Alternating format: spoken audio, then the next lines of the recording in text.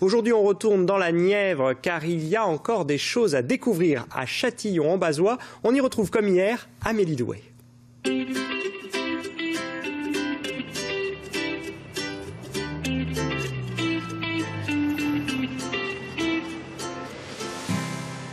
Bonjour à tous, deuxième jour pour nous ici dans la Nièvre à Châtillon-en-Bazois. Je vous propose de commencer par une petite balade dans le village.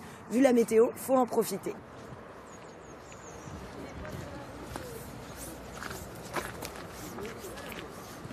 Bonjour. Bonjour.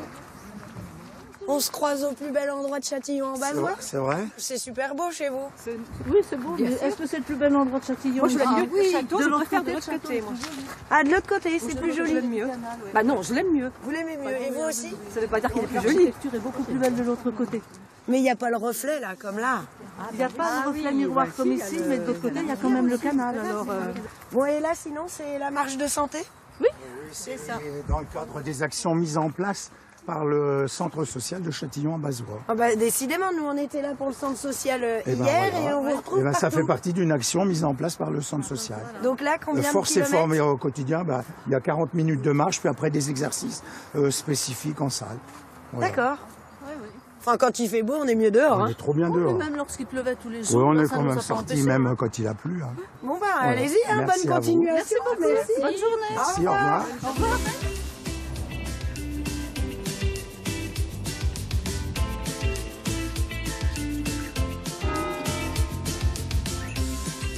Boucherie, charcuterie bio, tiens, ça c'est pas commun, on va aller voir.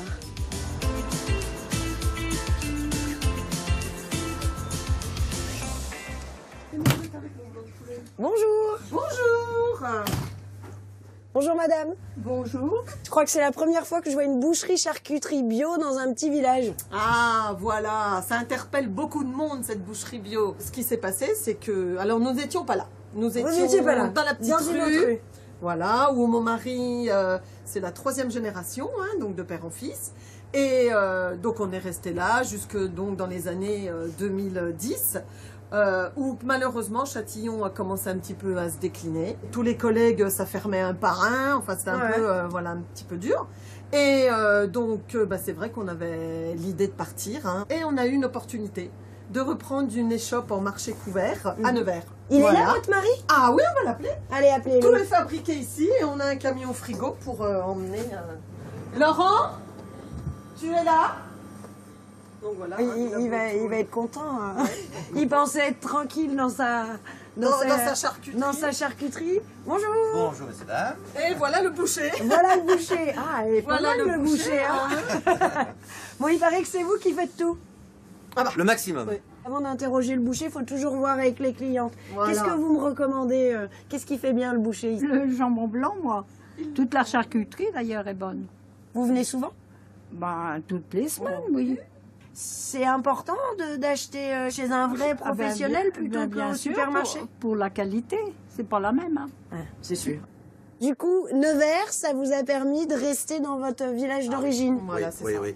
Bah oui, c'est manque de population hein, dans notre petite campagne, hein, comme Ouais. partout. Hein. Mais la clientèle Ah oui. suffirait pas, mais elle est là quand même. Oui, il y a quand même un peu de clientèle qui est là. Il y avait plus de commerce avant dans Châtillon? Ah ben bien sûr, il y en a beaucoup qui ont fermé. Hein.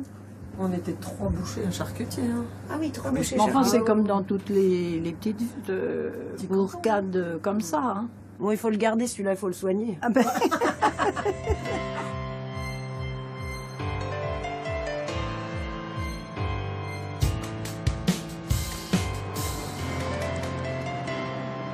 Il y a quand même un petit peu de jeunesse qui revient, mais il faudrait que ça soit quand même un peu plus évolutif au niveau des commerces, au niveau de l'activité en général.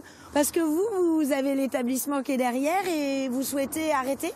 Ben, nous, on arrive à la retraite et là, pour l'instant, on cherche un repreneur. On aimerait bien que ça reparte, que ça soit relancé, parce qu'il y a pas mal d'étrangers qui viennent sur le secteur et qui aiment beaucoup notre région, mais qui trouvent que c'est quand même pas assez actif notre village, quoi.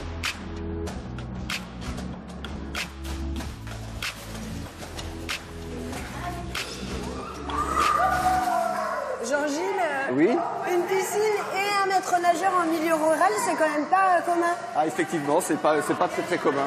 Il faut avoir une structure, il faut retrouver un maître nageur sur la France, c'est déjà pas évident dans les grands centres urbains. Dans les villes moyennes et à la campagne, c'est encore beaucoup plus difficile. Les conditions sont optimales ici. Petit bassin, petits effectifs dans les classes, ça nous permet de travailler de façon vraiment dans de bonnes conditions, quoi. Voilà. Donc un maître nageur plus heureux qu'à Paris en fait. Plus heureux qu'à Paris. C'est vrai que c'est plus détendu ici, l'ambiance est plus détendue et voilà, ça se passe très très bien. Bon, on va jouer avec eux? Allez, on y va.